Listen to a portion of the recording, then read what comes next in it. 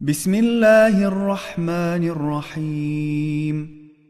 يا من يعلم مراد المريدين، يا من يملك حوائج السائلين، يا من يسمع أنين الوالهين، يا من يرى بكاء الخائفين، يا من يعلم ضمير الصامتين، يا من يرى ندم النادمين، يا من يقبل عذر التائبين، يا من لا يصلح عمل المفسدين، يا من لا يضيع أجر المحسنين، يا من لا يبعد عن قلوب العارفين.